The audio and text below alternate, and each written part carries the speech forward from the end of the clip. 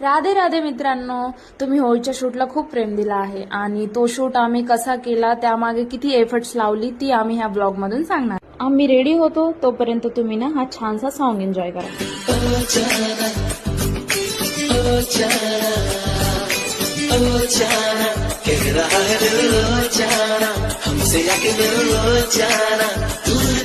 तर आम्ही झालो होतो रेडी आणि निघालो होतो लोकेशन कडे. तर तुम्ही कमेंट मध्ये सांगा आम्ही कुठे शूट केला. साठी कलर पाहिजे होते, त्यासाठी आम्ही डिश मध्ये सगळे कलर फिल करून घेतले.